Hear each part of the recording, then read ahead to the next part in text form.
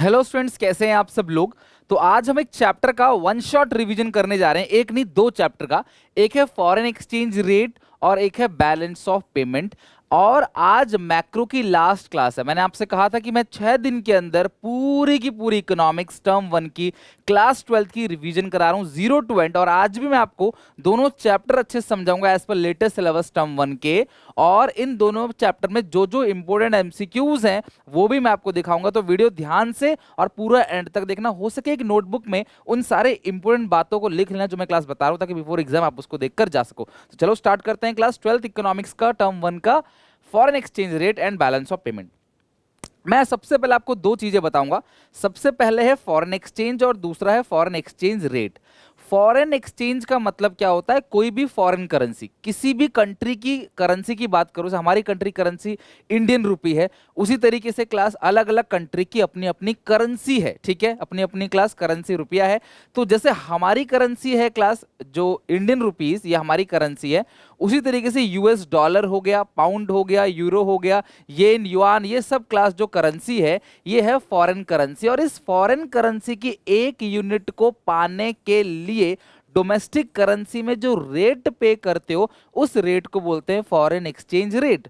तो foreign exchange मतलब होता है फॉरेन करेंसी, और फॉरेन एक्सचेंज यानी कि फॉरेन करेंसी को खरीदने के लिए जो भाव होता है, जो रेट होता है, उस रेट को बोलते हैं फॉरेन एक्सचेंज रेट। और अगर मैं बोलूँ कि एक यूएस डॉलर जो है मान लो 74 रुपीज का है, मैं एग्जांपल ले रहा हूं, रियल में चेंज हो सकता है, तो इस रेट को बोलते हैं फॉरेन एक्सचेंज रेट। यानी कि मुझे उनकी करेंसी का एक यूनिट को पाने के लिए अपनी करेंसी के 74 यूनिट्स को देना पड़ेगा। This exchange rate is called foreign exchange rate.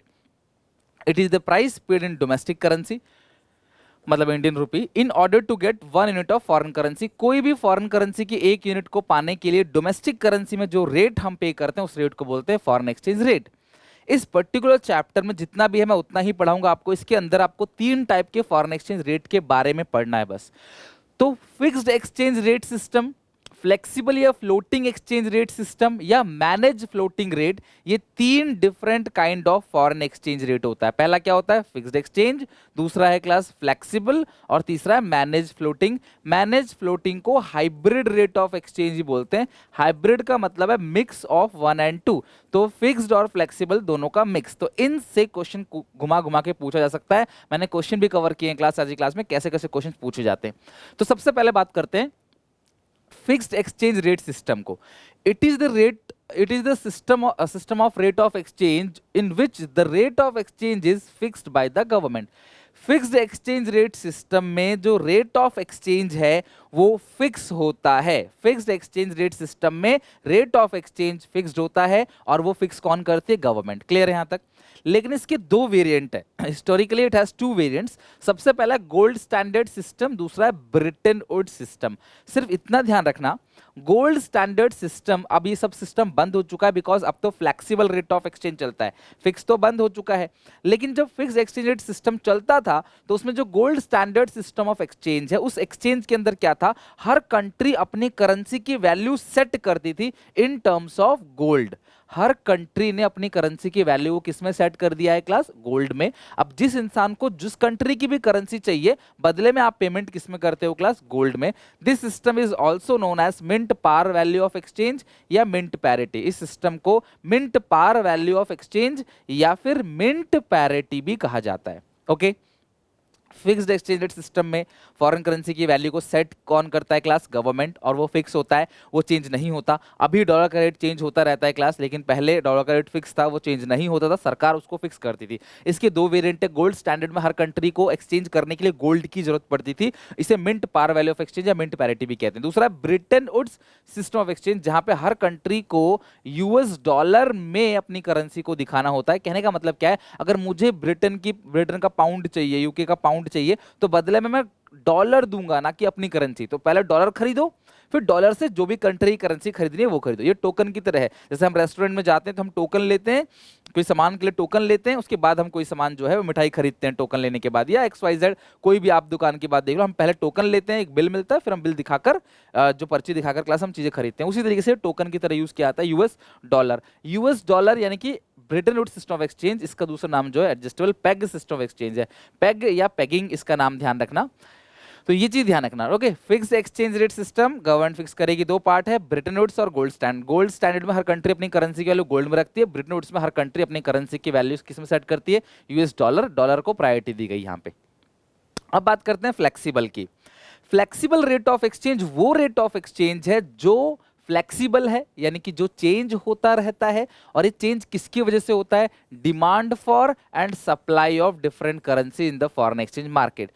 Dollar की कितनी डिमांड हो रही है और डॉलर की कितनी सप्लाई हो रही है, उस बात पे डिपेंड करेगा कि डॉलर का रेट कितना है। एक डॉलर जो है वो कितने रुपए का है, वो डिपेंड करेगा कि इस डॉलर की हमारी कंट्री में या फिर इंटरनेशनल मार्केट में कितनी डिमांड हो रही है और इंटरनेशनल मार्केट में कितनी सप्लाई हो रही है। क्लियर है यहां तक? In other words, flexible exchange rate is determined by the demand supply factor, यानी कि आप मार्केट फोर्सेस कह सकते हो। मार्केट फोर्स जो है, जो मार्केट में होने वाली डिमांड और सप्लाई है, उस बात पे डिपेंड करता है flexible exchange rate. Okay, the exchange rate at which, ये वो एक्सचेंज रेट जहां पर demand for foreign currency is equal to supply of foreign currency is called equilibrium या पार या नॉर्मल रेट ऑफ एक्सचेंज। यानी कि जिस रेट ऑफ एक्सचेंज में डिमांड और सप्लाई फॉरेन करेंसी की दोनों बराबर होगी, उस रेट को बोलते हैं नॉर्मल या इक्विलिब्रियम या पार रेट ऑफ एक्सचेंज। क्लियर है? थोड़ा सा क्लास में अगर आपको डायग्राम बना के दिखाने की कोशिश करूं तो ये है क्लास एक्स एक्सिस, ये है वाई एक्सिस, जीरो यहाँ पे फॉरेन एक्सचेंज रेट है और यहाँ पे डिमांड फॉर फॉरेन एक्सचेंज है। ठीक है, डिमांड फॉर फॉरेन एक्सचेंज। ठीक है, फॉरेक्स भी बोलते हैं कई बार ना हम शॉर्ट में फॉरेन एक्सचेंज को फॉरेक्स भी बोल देते हैं, फॉरेक्स, फॉरेक्स। ठीक है, और यहाँ पे है फॉरेन एक्सचेंज रेट और ये है सप्लाई ऑफ फॉरेन एक्सचेंज। ठीक है, आपके नॉलेज के लिए मैं सब चीज़ बता रहा हूँ तो आप ध्यान रखना। सप्लाई ऑफ फॉरेन एक्सचेंज, तो ये डिमांड है, तो जो डिमांड का डायग्राम है वो इस तरीके से बनता है और जो सप्लाई का डायग्राम है वो इस तरीके से बनता है। ठीक है, फॉरेन एक्सचेंज की जो डिमांड है वो इस तरीके से, सप्लाई इस तरीके से बनेगा। जिस तरीके से किसी भी सामान की जो डिमांड है उसका डायग्राम डाउनवर्डली स्लोपिंग होता है, तो फॉरेन करेंसी डॉलर भी तो एक कमोडिटी है, एक सामान है, तो उसकी जो डिमांड है वो भी डाउनवर्ड बनेगा, जो सप्लाई है वो अपवर्ड बनेगा। क्यों?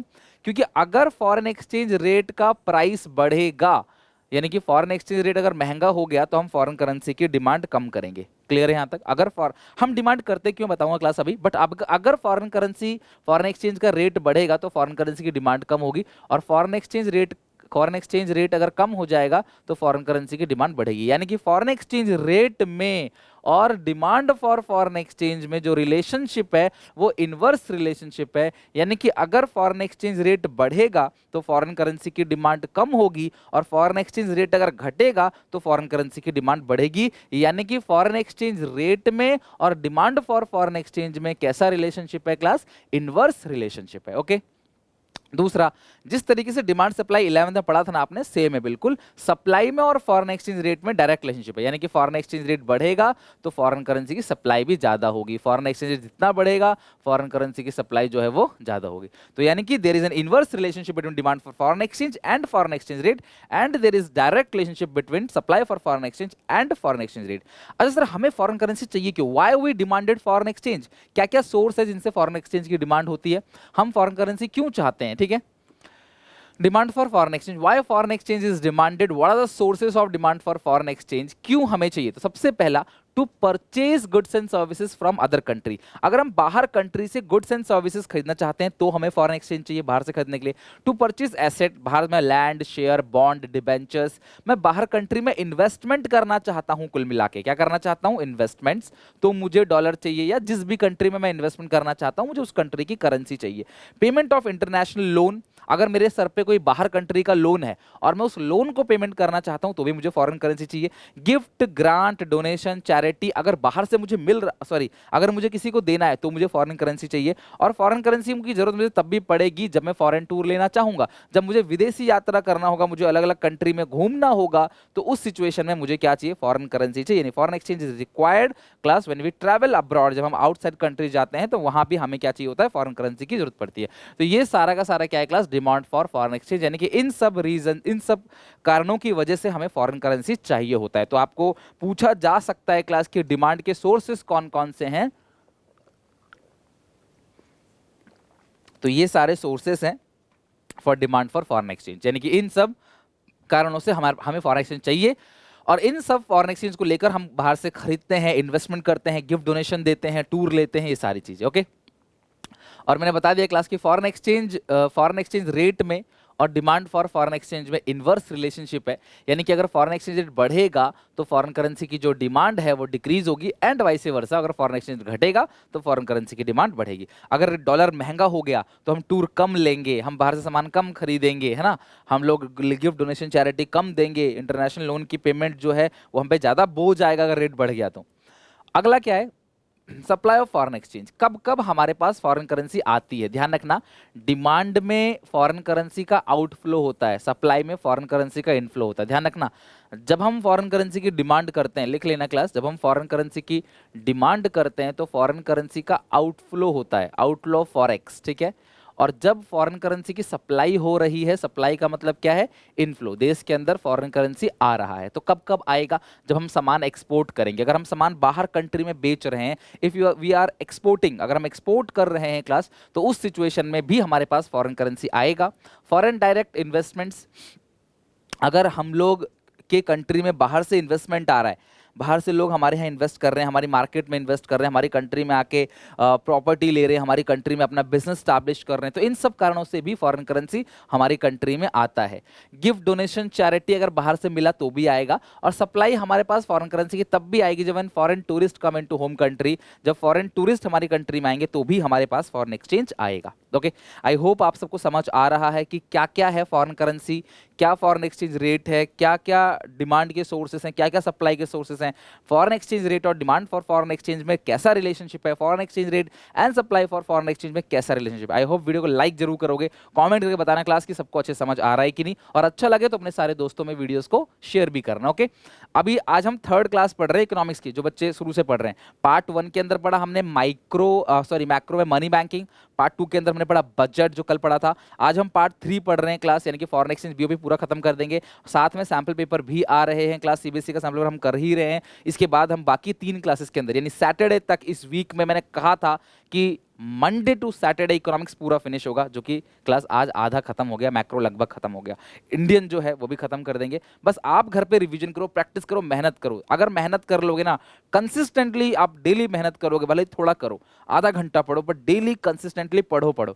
जिस तरीके से डेली मोबाइल फोन चलाते हो, डेली दोस्तों से बातें करते हो, डेली क्लास ऑनलाइन आते हो, डेली खाना पीना खाते हो, सब काम डेली करते हो ना, तो थोड़ा सा पढ़ाई के लिए टाइम निकालो, कम निकालो लेकिन निकालो जरूर, डेली बेसिस, बहुत आपको हेल्पफुल रहेगा। ओके, चलो बता दिया था मैंने आपको कि फॉरेन एक्सचेंज रेट और सप्लाई फॉर फॉरेन एक्सचेंज में कैसा है क्लास, रिलेशनशिप है, डायरेक्ट रिलेशनशिप है, यानी फॉरेन एक्सचेंज बढ़ेगा तो फॉरेन एक्सचेंज रेट के बढ़ने सप्लाई बढ़ेगा, फॉरेन एक्सचेंज घटेगा सप्लाई भी घटेगा। अब इसके बाद एक थर्ड है class, this is called manage floating.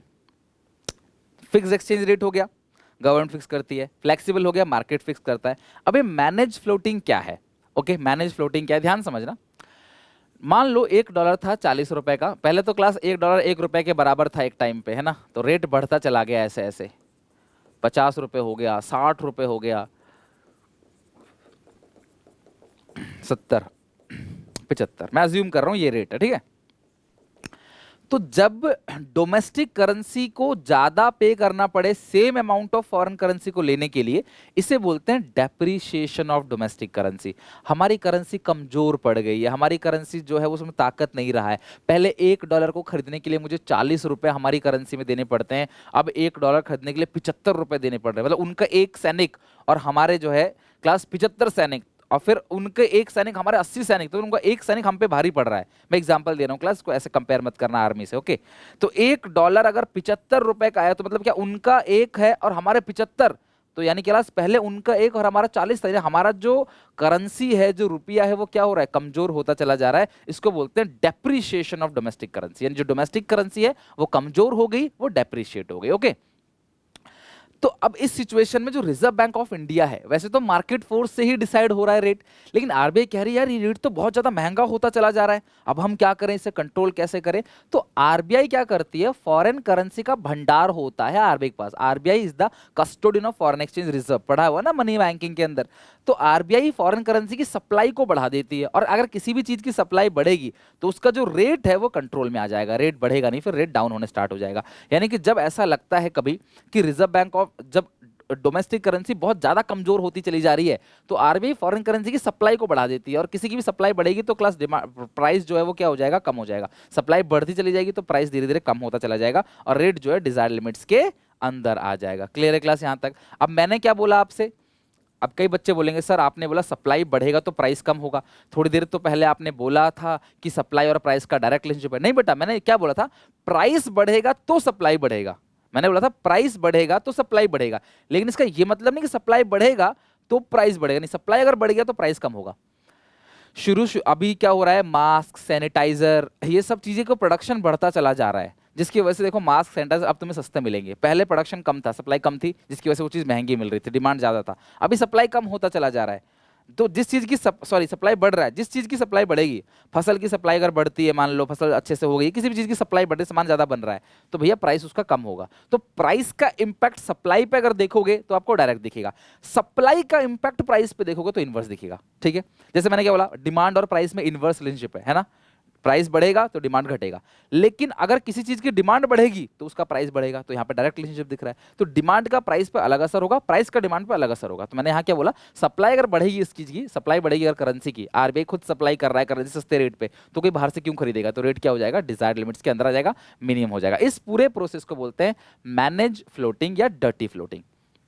Manage floating क्या है, क्वेश्चन पक्का आएगा, ध्यान रखना, घुमा फिरा के, बिकॉज चैप्टर में कुछ है ही नहीं और इसके अलावा। It is a system in which exchange rate is determined by the market forces. Obviously exchange rate market force से डिटरमाइन करेगा, डिमांड सप्लाई फैक्टर्स ही डिटरमाइन करेंगे in the international money market. But लेकिन when domestic currency is heavily depreciating, जब domestic currency जो है वो heavily depreciate हो रहा हो, डोमेस्टिक करेंसी बहुत ज्यादा डेप्रिशिएट हो रही हो, देन तब क्या होगा, reserve bank of India intervenes to place some influence on exchange rate. तो जो रिजर्व बैंक ऑफ इंडिया है वो इस पे इन्फ्लुएंस डालेगा so that it remains within the desired limits, ताकि वो डिजायर्ड लिमिट्स के अंदर रहे। It is also known as dirty floating, इसे डर्टी फ्लोटिंग भी कहते हैं। Here RBI sell foreign exchange in international money market. तो यहाँ पे जो रिजर्व बैंक ऑफ इंडिया है वो क्या करता है क्लास, सेल करता है, क्या सेल करता है, foreign exchange in international money market, so that the supply of foreign exchange increases. Manage floating is a hybrid rate of exchange. Hybrid है क्लास, किसका हाइब्रिड है, यानी कि मिक्स है, किसका, फिक्स्ड एंड फ्लेक्सिबल का। तो पहली बात यहाँ पे आरबीआई इन्फ्लुएंस डालता है, कंट्रोल करता है, इंटरवेंस करता है। दूसरी बात ये फिक्स्ड और फ्लेक्सिबल का मिक्स है, मार्केट फोर्स ही डिटरमाइन करता है। बट आरबीआई जब डोमेस्टिक करेंसी बहुत कमजोर हो जाती है तो आरबीआई सप्लाई बढ़ा देती है, ताकि जो कंट्रोल है वो एक लिमिट तक रेट बढ़े, हद से ज्यादा ना बढ़े। ओके, चलो नेक्स्ट देखते हैं क्लास। यहाँ पे depreciation appreciation of domestic currency, बहुत सिंपल सा क्लास कॉन्सेप्ट है। अगर डोमेस्टिक करेंसी की वैल्यू कमजोर हो गई फिक्स्ड एक्सचेंज रेट के अंदर, सॉरी फ्लेक्सिबल एक्सचेंज रेट के अंदर, अगर डोमेस्टिक करेंसी की वैल्यू कम हो गई फ्लेक्सिबल एक्सचेंज रेट के अंदर, तो हम उसे क्या बोलते हैं क्लास, हाँ अच्छा ये मीनिंग है ना क्लास, तो एक काम करते हैं पहले मीनिंग समझ लेते हैं, ठीक है, ध्यान से देखो। ओके, अगर $1 था मान लो 40 रुपए का और फिर $1 हो गया 50 रुपए का, इसका मतलब इसे बोलते हैं डेप्रीशिएशन ऑफ डोमेस्टिक करेंसी। क्या कहते हैं class, depreciation of domestic currency. यानी हमारी करेंसी जो है वो कमजोर हो गई, और सेम चीज को क्या बोलते हैं class, appreciation of foreign currency. Same चीज को हम लोग बोलते हैं एप्रीशिएशन ऑफ फॉरेन करेंसी। अगर डोमेस्टिक करेंसी कमजोर हो गई, डोमेस्टिक करेंसी अगर कमजोर हो गई तो इसको बोलते हैं डेप्रीशिएशन ऑफ डोमेस्टिक करेंसी, और डोमेस्टिक करेंसी अगर ताकतवर हो गई तो इसे बोलते हैं एप्रीशिएशन ऑफ डोमेस्टिक करेंसी। यहाँ पे $1 पहले 40 का था, अब $1 50 का हो गया, तो यानी हमारी करेंसी क्या होगी, डेप्रीशिएट होगी, कमजोर हो गई। लेकिन $1 पहले 50 का था, अब $1 30 रुपए का हो गया है, मतलब सेम अमाउंट ऑफ डॉलर के लिए मुझे कम रुपए देना पड़ रहा है, हमारी करेंसी ताकतवर हो गई, तो इसे बोलेंगे एप्रीशिएशन ऑफ डोमेस्टिक करेंसी, इसे बोलेंगे एप्रीशिएशन ऑफ डोमेस्टिक करेंसी, या इसे हम कहते हैं डेप्रीशिएशन ऑफ फॉरेन करेंसी। क्या कहेंगे, depreciation of foreign currency. Okay, तो ये हो गया क्लास पूरे के पूरे कॉन्सेप्ट डेप्रीशिएशन एप्रीशिएशन का मीनिंग पता होना चाहिए। बस डीवैल्यूएशन और डेप्रीशिएशन की अगर हम बात करेंगे, अगर हमारी करेंसी कमजोर हो गई तो डेप्रीशिएशन, ताकतवर हो गई एप्रीशिएशन। ताकतवर हो गया मतलब कम देना पड़ रहा है, करेंसी कमजोर हो गया मतलब ज्यादा देना पड़ रहा है, ठीक है। दो डीवैल्यूएशन है ना, यहां भी हमारी करेंसी कमजोर हो गई, लेकिन इस कमजोर किया किसने, गवर्नमेंट ने। तो गवर्नमेंट इसे कब कमजोर करती है, फिक्स्ड एक्सचेंज। तो अगर फिक्स्ड एक्सचेंज रेट सिस्टम में करेंसी की वैल्यू कम हो गई तो उसे बोलते हैं डीवैल्यूएशन। और यहीं पे अगर फ्लेक्सिबल में जहां पे रेट कौन फिक्स करता है? मार्केट। मार्केट में होने वाले डिमांड सप्लाई। तो फ्लेक्सिबल रेट ऑफ एक्सचेंज में अगर रेट ऑफ एक्सचेंज को क्लास हम मार्केट डिसाइड करेगी तो उसे बोलते हैं class flexible rate of exchange, उसे बोलते हैं डेप्रिसिएशन। और डीवैल्यूएशन में रेट कौन फिक्स करता है क्लास? डीवैल्यूएशन में गवर्नमेंट डीवैल्यू कर रही है और यहाँ पे क्लास मार्केट डीवैल्यू करता है। तो अभी आजकल जो चल रहा है वो फ्लेक्सिबल है, तो वहां पे करेंसी की वैल्यू अगर कम हो रही है इंडिया की तो उसे डेप्रिसिएशन बोलेंगे, और जो सरकार करती थी तो क्या होता था? वो डीवैल्यूएशन। बस इतना ही फर्क है, दोनों का इंपैक्ट सेम ही होगा। ओके, चलो कुछ क्वेश्चंस हैं, जरा देखते हैं क्या है। According to this system US dollar was taken, तो मैंने क्या कहा था class? Fixed exchange rate system के दो वेरिएंट है ना। एक मैंने mint par value of exchange बताया डॉलर वाला, और एक पेगिंग बताया था। तो यहाँ पे क्या होगा सही आंसर इसका? Mint par value of exchange. Gold में मिंट पार और डॉलर में pegging. Peg adjustable peg system of exchange. Dash refers to a system in which foreign exchange rate is determined by market forces. खाली इतना लिखा होगा तो flexible होगा, लेकिन यहाँ सेंट्रल बैंक भी लिखा है। तो सेंट्रल बैंक इन्फ्लुएंस करता है थ्रू इंटरवेंशन, तो सेंट्रल बैंक बीच में आ जाता है, टांग अड़ा देता है रेट को कंट्रोल करने के लिए। उसे क्या बोलते हैं? फिक्स्ड एक्सचेंज, फ्लोटिंग या मैनेज फ्लोटिंग। सही है class, manage floating, B option correct. I hope आप समझ गए होंगे किस तरीके से क्वेश्चंस को करने हैं। Import of goods and services raise, अगर हम बाहर से सामान खरीदेंगे, इंपोर्ट बाहर से सामान खरीद रहे हैं, तो यानी कि क्लास क्या होगा? फॉरेन करेंसी की डिमांड होगी, सप्लाई। तो अगर मुझे बाहर से सामान खरीदना है, अब बताओ class, demand for foreign exchange में लिखवाया था ना क्लास, बाहर से सामान खरीदना मतलब क्या है? हम फॉरेन करेंसी की डिमांड कर रहे हैं, ठीक है। Two friends, Meera and Sindhu, were discussing the exchange rate system. Under this system, the exchange rate are determined by the market forces of demand supply. Sample paper का question है, मैंने कराया भी था कुछ दिन पहले, जहां पे class deliberately efforts are made by competent authority यानी RBI in the exchange rate within a specific range. The above mentioned statement was given by the Sindhu. तो सिंधु क्या बता रही है? वो कौन सा रेट ऑफ एक्सचेंज है जहां पे RBI उसको इंटरवेंस करता है और कंट्रोल में लेके आता है? That is called manage floating exchange, यानी क्लास आपका सी ऑप्शन करेक्ट है फोर्थ क्वेश्चन का। ओके, तो आई होप आप समझ आ रहा होगा। डियर लर्नर्स, आई होप आप सबकी प्रिपरेशन बहुत अच्छे से चल रही होगी और डाउट्स आपको काफी सारे आ रहे होंगे। अनअकैडमी क्लास आपके लिए लेके आया है क्लास डाउट पूछो ऑफर, यानी आस्क डाउट ऑफर, जहां पे अगर आप 10 डाउट पूछते हो, 10 डाउट अनअकैडमी के एप्लीकेशन पे, तो आपको 15 दिन का अनअकैडमी का प्लस सब्सक्रिप्शन बिल्कुल फ्री मिलता है। जी हाँ, ये ऑफर जो है 15 से 21 नवंबर तक के बीच है, जहां पे क्लास 6 to 12 सीबीएसई के और एमएच बोर्ड के 9 to 12 या एनटीएसई फाउंडेशन के बच्चे जो है वो अपने डाउट्स पूछ सकते हैं। डाउट्स पूछने के साथ साथ आप विन भी कर सकते हो। डाउट पूछने के लिए डिस्क्रिप्शन बॉक्स में लिंक दे रखा है, वहां से अनअकैडमी ऐप डाउनलोड करो। मेरा कोड यूज करना जरूर, क्लास कोड जरूर यूज करना भूलना मत। SP810 मेरा कोड है। क्या है क्लास? SP810। इस कोड को यूज करते ही क्लास फ्री में अनलॉक हो जाएगा, और यहां पे जैसे ही आप जाओगे क्लास होम स्क्रीन पे आपको दिखेगा आस्क डाउट फीचर। इस पे क्लास क्लिक करते अपने क्लास क्वेश्चन का जो इमेज है उसे क्लास क्रॉप करके डाल दो, सब्जेक्ट सेलेक्ट कर लो, फिजिक्स केमिस्ट्री मैथमेटिक्स बायोलॉजी जो भी आपका सब्जेक्ट है। चूज करने के बाद आप जैसे क्लिक करोगे हाई क्वालिटी की वीडियो सॉल्यूशन आपको मिल जाएगा। 24x आवर्स कभी भी क्लास आप डाउट पूछ सकते हो। जाओ डिस्क्रिप्शन बॉक्स में डाउट पूछो और क्लास विद इन लिमिट्स के अंदर, यानी किस तारीख के अंदर 10 डाउट पूछ के क्लास आप विनर बनो, और क्लास आप 15 दिन का सब्सक्रिप्शन प्लस का बिल्कुल फ्री पाओगे। Balance of payments, BOP। तो नेक्स्ट चैप्टर है class balance of payment. Foreign exchange rate हमने पूरा फिनिश कर लिया है। तो क्या है बैलेंस ऑफ पेमेंट, उसको सीखने से पहले हम बात करेंगे थोड़ा सा बैलेंस ऑफ ट्रेड के बारे में। देखो, ये जो चैप्टर हम पढ़ रहे हैं ये क्यों पढ़ रहे हैं? फॉरेन कंट्री से कितना फॉरेन करेंसी आया हमारे पास, और इंडिया से फॉरेन करेंसी में कितनी पेमेंट हमने कर दी, मतलब कितना बाहर से पैसा आया और कितना चला गया। इस चीज को हम देखना चाहते हैं कि यार फॉरेन करेंसी का इनफ्लो कितना हो रहा है, फॉरेन करेंसी का आउटफ्लो कितना हो रहा है, उसके लिए हम पढ़ते हैं बैलेंस ऑफ पेमेंट। लेकिन बैलेंस ऑफ पेमेंट एक वाइडर कॉन्सेप्ट है। अगर बोलो ये जो सर्कल है ये है बैलेंस ऑफ पेमेंट, जो ये सर्कल है क्लास इसे बोलते हैं क्लास बैलेंस ऑफ पेमेंट। तो बैलेंस ऑफ पेमेंट जो है ना एक वाइडर कॉन्सेप्ट है ना, बड़ा है बैलेंस ऑफ पेमेंट। उसका एक छोटा सा जो हिस्सा है, नैरो कॉन्सेप्ट है, वो है class balance of trade. So balance of trade क्या होता है class? Balance of trade is the difference. अच्छा, एक क्वेश्चन क्लास आप सबसे पूछूंगा, कमेंट सेक्शन में जरूर बताना, और हर एक बच्चे से रिक्वेस्ट है बेटा कमेंट में जाओ, जिसका आंसर सही होगा उसको मैं पिन करूंगा आंसर को। तो बैलेंस ऑफ पेमेंट कैसा कॉन्सेप्ट है ये बताना है, स्टॉक कॉन्सेप्ट है या फ्लो कॉन्सेप्ट है, ठीक है? किसी पॉइंट पे रिकॉर्ड करते हैं या पर्टिकुलर पीरियड पे चीजों को रिकॉर्ड करते हैं, ये आपको बताना है। खैर, बैलेंस ऑफ ट्रेड क्या करता है क्लास, देश के अंदर कितना एक्सपोर्ट हुआ है उसमें से कितना इंपोर्ट घटा दोगे तो आ जाएगा balance of trade. Balance of trade is the difference between the value of goods exported and the value of goods imported. कितने रुपए का सामान एक्सपोर्ट किया है और कितने रुपए का सामान इंपोर्ट किया है वो रिकॉर्ड होता है क्लास बैलेंस ऑफ पेमेंट के अंदर। सिर्फ और सिर्फ goods, the value of goods exported and the value of goods imported, उसका जो डिफरेंस आएगा उसको हम लोग क्या बोलते हैं class, balance of trade. So balance of trade is the difference between the value of goods exported and the value of goods imported. तो बैलेंस ऑफ पेमेंट होते हैं तीन टाइप के, सिर्फ गुड्स रिकॉर्ड होता है। गुड्स का मतलब क्या होता है, feasible item, visible item, tangible item, जो बॉर्डर क्रॉस करते वक्त दिख सकते हैं, जो बॉर्डर क्रॉस करते वक्त दिख जाता है बेसिकली सामान, मशीन हो गया, राइस हो गया, वीट हो गया, फर्नीचर हो गया, स्पाइसेस हो गया, गोल्ड हो गया, क्रूड ऑयल हो गया, ये सब के सब क्या है क्लास, विजिबल आइटम है जो बॉर्डर क्रॉस करते वक्त दिख रहा है। तो हम बाहर से कितना सामान खरीद रहे हैं यानी कि इंपोर्ट कर रहे हैं और बाहर वालों को कितना सामान भेज रहे हैं, पूरे वर्ल्ड को, इंडिया का छोड़कर रेस्ट ऑफ द वर्ल्ड को, उन सब का जो डिफरेंस है उसे क्या बोलते हैं, बैलेंस ऑफ ट्रेड।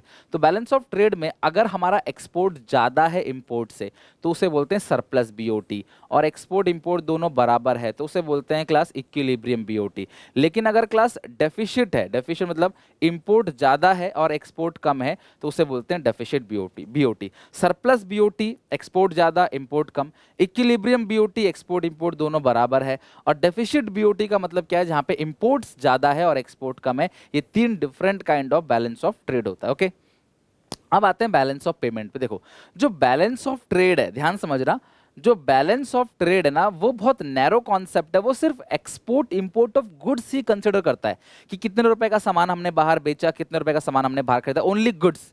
लेकिन जो बैलेंस ऑफ पेमेंट है बच्चों, वो वाइडर कॉन्सेप्ट है।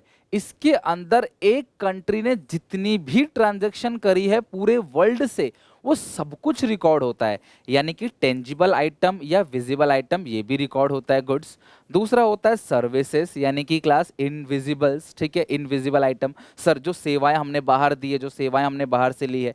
तो बैलेंस ऑफ पेमेंट में एक तो गुड्स आता है, दूसरा आता है सर्विसेज। गुड्स का मतलब होता है टेंजिबल आइटम, सर्विसेज का मतलब होता है इनटेंजिबल आइटम।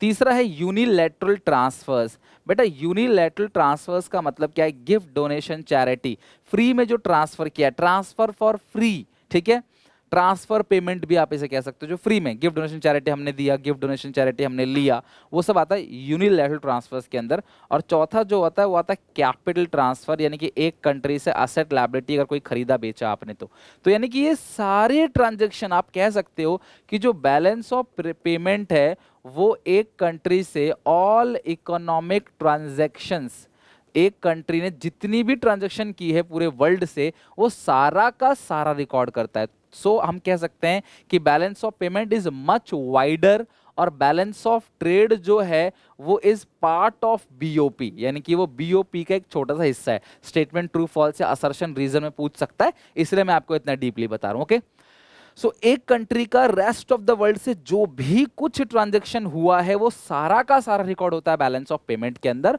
और सिर्फ गुड्स का या यूनिलैटरल ट्रांसफर्स का, सॉरी, सिर्फ गुड्स का जो रिकॉर्ड हुआ है उसे बोलते हैं class balance of trade. Okay, so balance of payment तो आई होप आप ले लो स्क्रीनशॉट या लिख लो वीडियो पॉज करके। मैंने आपको बैलेंस ऑफ पेमेंट का पूरा बता दिया, इसके अंदर सारी चीजें आती हैं, ऑल इकोनॉमिक ट्रांजैक्शंस। और जो बैलेंस ऑफ ट्रेड है उसके अंदर क्लास क्या आता है, ओनली एंड ओनली गुड्स। तो इसीलिए वो नैरो है और बीओपी का एक छोटा सा हिस्सा है। अब जो बैलेंस ऑफ पेमेंट के अंदर दो अकाउंट होते हैं, तुम्हें जो मेन क्वेश्चन पूछा जाएगा, लिख के ले लो क्लास आज इस बात को, तुम्हें क्वेश्चन कैसा पूछा जाएगा, ये ट्रांजैक्शन किस अकाउंट में किस साइड रिकॉर्ड होगा, बैलेंस ऑफ पेमेंट में, करंट अकाउंट में, या कैपिटल अकाउंट में, या बीओटी में, या बीओपी में। तो मैं ध्यान से तुम्हें एक बात बता दूं क्लास, ठीक है, ध्यान से देखो। जो बैलेंस ऑफ पेमेंट है, बैलेंस ऑफ पेमेंट, उसके दो अकाउंट होते हैं। कितने अकाउंट होते हैं क्लास, दो अकाउंट होते हैं। सबसे पहला है करंट अकाउंट इन बीओपी, सबसे पहला है करंट अकाउंट इन बीओपी, और दूसरा जो है वो है capital account in BOP.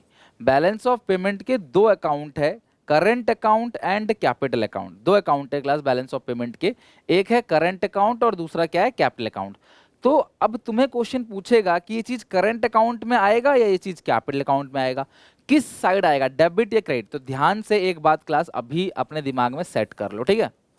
Balance of payment के दो साइड होता है, डेबिट साइड और क्रेडिट साइड, चाहे वो करंट अकाउंट हो चाहे वो कैपिटल अकाउंट।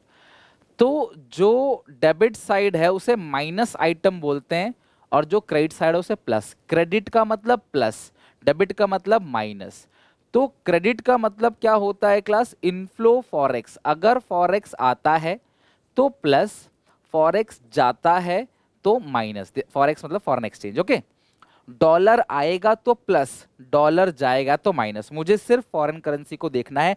फॉरेन करेंसी आता है तो आप प्लस करोगे, फॉरेन करेंसी जाता है तो आप माइनस करोगे। Inflow of foreign exchange plus, outflow of foreign exchange minus. सुनो, inflow of foreign exchange plus, outflow of foreign exchange minus. मुझे कुछ नहीं देखना, मुझे देखना डॉलर आ रहा है प्लस, डॉलर जा रहा है माइनस, डॉलर आ रहा है प्लस, डॉलर जा रहा है माइनस। प्लस मतलब क्रेडिट और माइनस मतलब डेबिट, बस इतना ध्यान रखना है। डेबिट का मतलब माइनस और क्रेडिट का मतलब प्लस, ओके। अब कौन कौन चीज करंट अकाउंट में आती है, कौन कौन चीज कैपिटल अकाउंट में आती है, इसको लिख लेते हैं क्लास। इसके साथ हमारा चैप्टर ये खत्म हो जाएगा। इट्स वेरी इंपॉर्टेंट, तो आप ध्यान समझना, ठीक है। करंट अकाउंट के अंदर क्लास तीन चीजें रिकॉर्ड होती हैं। सबसे पहला है export and import of goods. कोई भी गुड्स हमने एक्सपोर्ट किया या इंपोर्ट किया तो वो करंट अकाउंट में आएगा। टेंजिबल आइटम, मशीन हो गया, राइस हो गया, वीट हो गया, स्पाइसेस हो गया, कोई डिफरेंट काइंड ऑफ क्लास कोई भी प्रोडक्ट हो गया। मान लो हम बाहर से इंपोर्ट करते हैं, क्रूड ऑयल वगैरह भी, हम मसाले देते हैं, नमक देते हैं, पानी खरीदते हैं, पानी बेचते हैं, वो सब चीज जो है वो कहाँ रिकॉर्ड हुआ क्लास, गुड्स के अंदर। तो एक्सपोर्ट इंपोर्ट ऑफ गुड्स कहाँ आता है, करंट अकाउंट इन बीओपी। अगर हम एक्सपोर्ट करेंगे बेचेंगे तो प्लस आइटम, अगर हम खरीदेंगे इंपोर्ट करेंगे तो माइनस आइटम। प्लस को बोलते हैं क्रेडिट और माइनस को बोलते हैं डेबिट, ओके। दूसरा है class export and import of services. Export and import of services, हमने सर्विसेज चाहे एक्सपोर्ट करी हो चाहे इंपोर्ट करी हो, सेवाएं चाहे ली हो चाहे दी हो। सर्विसेज दो तरीके के होते हैं क्लास, एक होता है फैक्टर सर्विसेज, दूसरा होता है non factor services. Factor services का मतलब क्या है, जब मैं एज ए लेबर काम कर रहा हूं, अपनी सेवा बेच रहा हूं, कोई काम कर रहा हूं, वो फैक्टर सर्विसेज है। लेकिन अगर मैं कोई अपनी मशीन दे रहा हूं किसी को, मेरा जहाज है वो बाहर से जा रहा है, उसे किराया मुझे मिल रहा है, ओके, तो वो सब नॉन फैक्टर सर्विसेज है। तो अगर हम एक्सपोर्ट करते हैं सर्विसेज का तो प्लस आइटम है यानी कि क्रेडिट, और सर्विसेज हम बाहर से ले रहे हैं तो माइनस मतलब डेबिट। यानी कि सर्विस अगर हम उनको प्रोवाइड कर रहे हैं तो प्लस आइटम, वहां से हमें पैसा मिलेगा, डॉलर मिलेगा, और सर्विस अगर हम ले रहे हैं उनसे तो माइनस आइटम, डेबिट आइटम, यानी कि हम उनको पैसे देंगे, ओके। नेक्स्ट है क्लास यूनिलैटरल ट्रांसफर्स। कोई भी, मान लो मेरे रिश्तेदार जो है वो बाहर रहते हैं, ठीक है, मेरे रिश्तेदार जो है वो बाहर रहते हैं, मुझे पैसे भेजते हैं, ठीक है, हालांकि ऐसा कुछ है नहीं, सिर्फ एक एग्जांपल ले रहा हूँ, ठीक है। तो वो मुझे बाहर से पैसे भेज रहे हैं, तो फॉरेन करेंसी का इनफ्लो है। यानी कि क्लास अगर मैं बोलूं रिसीव्ड, अगर ये हमको मिल रहा है तो ये प्लस आइटम है यानी कि क्रेडिट आइटम है, क्योंकि फॉरेन करेंसी आ रहा है। लेकिन हम अगर दे रहे हैं तो माइनस आइटम है या डेबिट आइटम है, क्योंकि फॉरेन करेंसी जा रहा है। अगर मान लो मेरे रिश्तेदार बाहर रहता है और मैं उन्हें पैसे भेज रहा हूं तो उसे बोलते हैं क्लास क्या, माइनस आइटम या डेबिट आइटम, और बाहर से मुझे पैसा मिल रहा है तो प्लस आइटम। तो प्लस माइनस में तो कोई पंगा नहीं है, करेंसी आ रहा है प्लस, करेंसी जा रहा है माइनस, फॉरेन करेंसी नॉट पैसा, फॉरेन करेंसी ओनली, ठीक है। तो एक्सपोर्ट इंपोर्ट ऑफ गुड्स लेते हैं, सर्विसेज लेते हैं, और क्या लेते हैं, यूनिलैटरल ट्रांसफर्स यानी ट्रांसफर्स फॉर फ्री, ओके, जो एक तरफा ट्रांसफर है। ओके, नेक्स्ट है capital account. It is that account of BOP which record all such transaction. Balance of payment के अंदर वही ट्रांजैक्शंस को रिकॉर्ड किया जाता है between the resident of a country and the rest of the world which cause a change in asset और liability of the resident of a country और it's government. जहां पे असेट और लाइबिलिटी को चेंज करने की बात की जा रही है, क्लियर है। असेट और लाइबिलिटी अगर चेंज हो रहा है उन ट्रांजेक्शन से तो उन्हें बोलेंगे क्लास कैपिटल अकाउंट के, वो कैपिटल अकाउंट के ट्रांजेक्शंस हैं। और अगर क्लास वो चेंज नहीं हो रहा, नॉर्मली कोई, मान लो अगर मैं बाहर से कहीं कंपनी खरीद रहा हूं तो ये कैपिटल अकाउंट है, लेकिन एक मशीन खरीद रहा हूं तो ये करंट अकाउंट है, ये गुड्स के अंदर आ गया। कंपनी खरीद रहा हूं तो कंपनी वहीं पे ही है, मालिक इंडिया में बैठा है, कंपनी वहीं पे ही है पूरा का पूरा, कंपनी को उठा के ला नहीं रहा। कोई बिल्डिंग खरीद रहा हूँ क्लास को, ऑफिस बिल्डिंग, तो वो उठा के यहाँ लिख के नहीं आ रहा, बिल्डिंग वहीं पे ही है, बस पेपर चेंज हो गया, ओनरशिप चेंज हो गई है। ये सब चीजें कैपिटल में आता है। कुल मिला के इन्वेस्टमेंट्स, लोन, ये कैपिटल में आता है। बाकी सारी चीजें जो नॉर्मली है वो रेवेन्यू नेचर के ट्रांजेक्शंस हैं, वो करंट अकाउंट में आता है, ओके। तो अब क्या क्या चीजें आती हैं कैपिटल अकाउंट के अंदर, ध्यान समझना। Capital account of BOP, credit मतलब क्या होता है, प्लस आइटम, डेबिट मतलब क्या होता है क्लास, माइनस आइटम। इसके अंदर भी तीन चीजें आती हैं। सबसे पहला आता है फॉरेन इन्वेस्टमेंट। बेटा सुनो, बाहर कंट्री से अगर इंडिया में इन्वेस्टमेंट आया फ्रॉम अब्रॉड, या नॉन रेजिडेंट, ठीक है, अगर नॉन रेजिडेंट इन्वेस्टमेंट इंडिया में कर रहे हैं, बाहर से इन्वेस्टमेंट आ रहा है, तो हमारे पास पैसा आ रहा है, प्लस आइटम यानी कि क्रेडिट आइटम, ठीक है।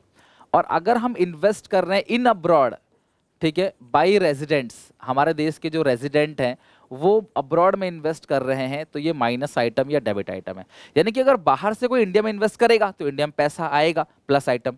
इंडिया से बाहर इन्वेस्ट करेंगे तो पैसा जाएगा क्या, माइनस आइटम। ओके, दूसरा, अच्छा इन्वेस्टमेंट दो तरीके का होता है, एक होता है पोर्टफोलियो इन्वेस्टमेंट जिसे बोलते हैं फॉरेन इंस्टीट्यूशनल इन्वेस्टमेंट, और दूसरा होता है एफडीआई। बेटा एफडीआई की फुल फॉर्म लिखो, फॉरेन डायरेक्ट इन्वेस्टमेंट, लिखो अपनी कॉपी में क्लास, फॉरेन डायरेक्ट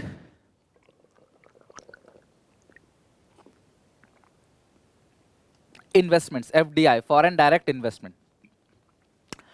तो एफडीआई मतलब है क्लास फॉरेन डायरेक्ट इन्वेस्टमेंट, और पोर्टफोलियो मतलब होता है फॉरेन इंस्टीट्यूशनल इन्वेस्टमेंट। ओके, अगर बाहर से इन्वेस्टमेंट आ रहा है, ठीक है, बाहर से इन्वेस्टमेंट आ रहा है, प्लस आइटम, हम लोग बाहर कर रहे हैं, माइनस आइटम। अगर हम शेयर्स में इन्वेस्ट कर रहे हैं जहां पे हमारा कंट्रोल नहीं है, शेयर का प्राइस हमारे कंट्रोल में नहीं है, बढ़ेगा घटेगा, ओके, तो उसे बोलते हैं पोर्टफोलियो या फॉरेन इंस्टीट्यूशनल इन्वेस्टमेंट। और अगर हम क्लास नॉर्मली कोई प्रॉपर्टी खरीद रहे हैं, कोई कंपनी खरीद रहे हैं क्लास, ठीक है, विदाउट शेयर्स, हम डायरेक्टली कोई ऑफिस बिल्डिंग खरीद रहे हैं या कोई एसेट खरीद रहे हैं क्लास, तो वो आपका क्या होता है, फॉरेन डायरेक्ट इन्वेस्टमेंट। कुल मिला के इस पे हमारा कंट्रोल होता है, इस पे हमारा कंट्रोल नहीं होता। बोरोइंग्स, चाहे आईएमएफ से लो चाहे वर्ल्ड बैंक से लो, अगर हम बोरो कर रहे हैं, borrowings from abroad,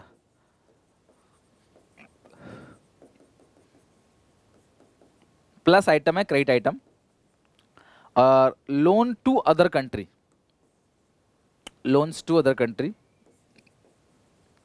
loans to abroad, अगर हम बाहर वालों को लोन दे रहे हैं तो पैसा जाएगा फॉरेन करेंसी, हम उनको उनकी करेंसी में लोन देंगे, है ना, डॉलर में लोन देंगे। तो अगर हमने लोन दिया तो पैसा चला गया, डॉलर चला गया, माइनस आइटम। उनसे लोन लिया तो पैसा फॉरेन करेंसी आ गया, प्लस आइटम। तीसरा और सबसे ज्यादा क्लास कंफ्यूजन तीसरे में होती है। वीडियो क्लास एंड होने वाली है, ध्यान समझना, और लास्ट में मुझे जरूर बताना कि यार आपको पूरा बैलेंस ऑफ पेमेंट और फॉरेन एक्सचेंज कैसा लगा, रिवीजन हो गया कि नहीं, और लास्ट में बताना कि कमेंट में स्टॉक कॉन्सेप्ट है या फ्लो कॉन्सेप्ट है balance of payment. Okay, last is foreign exchange reserve, जिसे ऑफिशियल रिजर्व भी बोलते हैं। हर कंट्री की करेंसी, हर कंट्री का जो आरबीआई होता है वो फॉरेन करेंसी का भंडार अपने पास रखता है। जैसे इंडिया में रिजर्व बैंक ऑफ इंडिया पूरी फॉरेन करेंसी, किसी भी कंट्री का जो भंडार है फॉरेन करेंसी का, वो अपने पास रखती है। उस भंडार में कोई भी एडिशन हुआ, addition to foreign exchange reserve, ठीक है, फॉरेन एक्सचेंज रिजर्व में उस भंडार में कोई एडिशन हुआ, बात समझना, ये मेरी कंट्री है, सामने मेरा भंडार आरबीआई है, आरबीआई सामने, ये पूरी कंट्री है। अगर हमारे पास से बाहर से ज्यादा डॉलर वगैरह आ गया, ज्यादा करेंसी वगैरह आ गया, तो हम क्लास वो करेंसी कहाँ दे देते हैं, आरबीआई के पास भंडार में, जो पैसा बच गया वो जमा कर देते हैं। तो एडिशन टू फॉरेन एक्सचेंज का मतलब देश से फॉरेन करेंसी चला गया, माइनस या डेबिट आइटम। और अगर हमें पैसों की जरूरत है, हम आरबीआई से भंडार निकाल रहे हैं, withdraw from foreign exchange reserve, RBI के भंडार से पैसा निकाल के देश में ला रहे हैं, गुल्लक के अंदर जमा कर दिया, माइनस आइटम। एडिशन टू गुल्लक यानी foreign exchange reserve, minus item. Withdraw किया फॉरेन एक्सचेंज से तो क्लास निकाला, तो प्लस आइटम यानी क्रेडिट आइटम। तो ये चीज ध्यान रखना कि कौन से अकाउंट में, जैसे गूगल कंपनी ने इंडिया में इन्वेस्टमेंट किया, एक क्वेश्चन अभी आगे भी दिखाऊंगा आपको, तो इंडिया में पैसा आ गया, प्लस आइटम यानी क्रेडिट आइटम। और किस में आता है इन्वेस्टमेंट, कैपिटल अकाउंट, तो कैपिटल अकाउंट क्रेडिट आइटम में रिकॉर्ड होगा।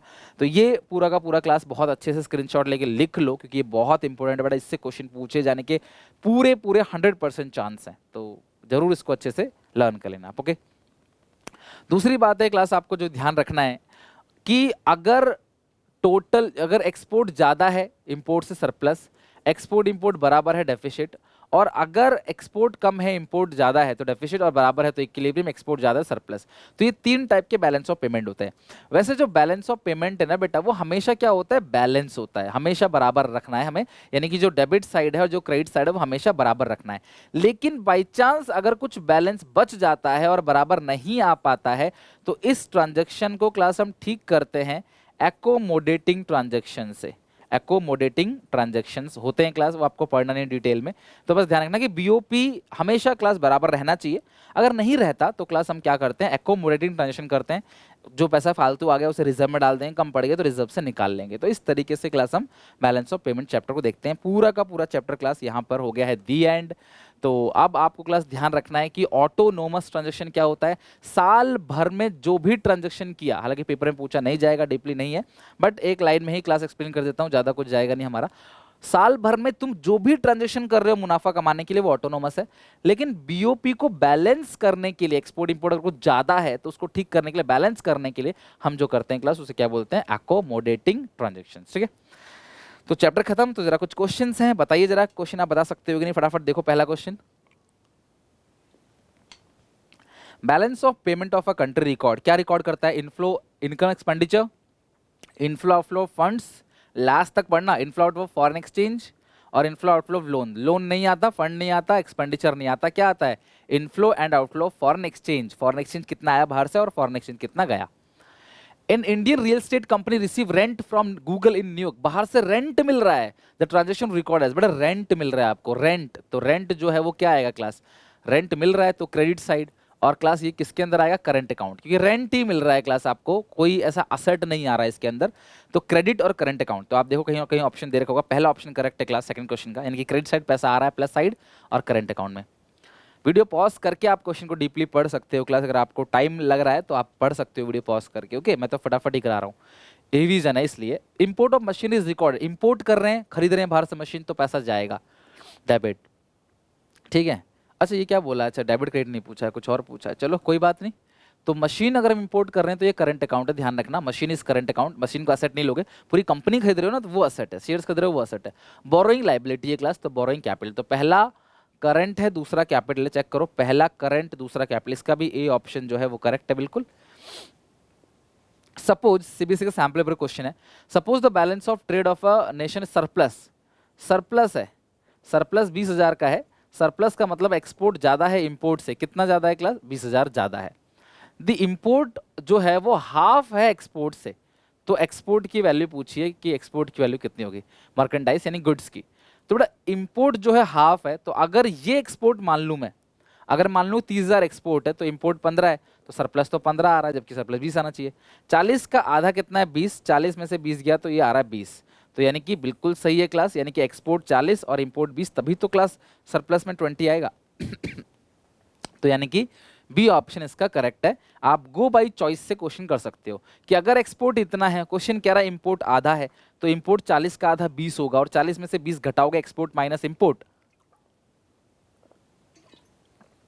तो तुम्हारा आंसर प्लस का आ रहा है, प्लस का 20,000, जो कि ऊपर भी दे रखा है प्लस का 20,000, इट मीन्स ये ऑप्शन बिल्कुल करेक्ट है। Okay, an Indian company located in India invest in a company located in abroad, Indian company ने बाहर इन्वेस्टमेंट कर दिया, तो इन्वेस्टमेंट तो कैपिटल है, दिस ट्रांजेक्शन एंटर्ड, और बाकी हमने अगर बाहर इन्वेस्टमेंट किया तो पैसा जाएगा, तो माइनस है, तो माइनस का मतलब debit side of capital account, तो डी ऑप्शन करेक्ट है, माइनस है डेबिट साइड, और किस अकाउंट के अंदर, कैपिटल अकाउंट के अंदर। डेबिट साइड क्यों, कि हम बाहर इन्वेस्ट कर रहे हैं, तो हमारा पैसा जो फॉरेन करेंसी में हमें बाहर पेमेंट करनी, जिस भी देश में इन्वेस्ट करेंगे उस देश में पेमेंट करेंगे ना हम लोग, तो वो माइनस आइटम हो गया डेबिट साइड, और इन्वेस्टमेंट आता है कैपिटल अकाउंट के अंदर, इसीलिए कैपिटल।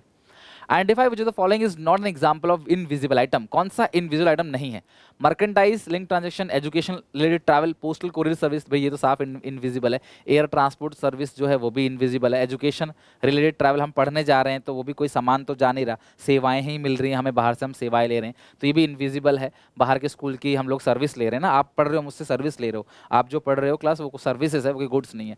तो मर्केंटाइज लिंक ट्रांजेक्शन मतलब गुड्स, मर्केंडाइज मतलब क्या होता है, गुड्स, तो जो गुड्स है वो करंट अकाउंट के अंदर आता है, वो भी विजिबल जो ट्रांजैक्शन है उसमें आता है, जबकि ये क्या कह रहा है क्लास, इनविजिबल, तो यार इनविजिबल तो नहीं है लास्ट वाला। ओके, और इसके साथ हमारा आज हमने पूरा मैक्रो का रिवीजन खत्म कर दिया है। इंडियन इकोनॉमी कल से शुरू करेंगे, और 3 दिन के अंदर पहले 2 चैप्टर पहले दिन में, फिर दूसरे 2, फिर जो लास्ट के 2 चैप्टर पढ़ के हम खत्म करेंगे अगली 3 क्लासेस के अंदर इंडियन।